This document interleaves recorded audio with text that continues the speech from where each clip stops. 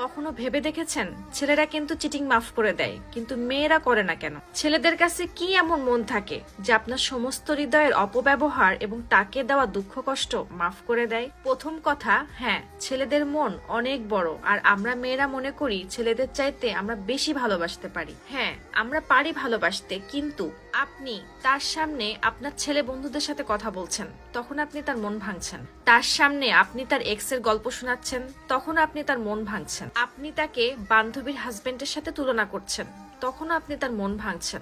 এরপরে ফাইনালি আপনি চিটিং করছেন, তখন আপনি তার মন ভাঙছেন।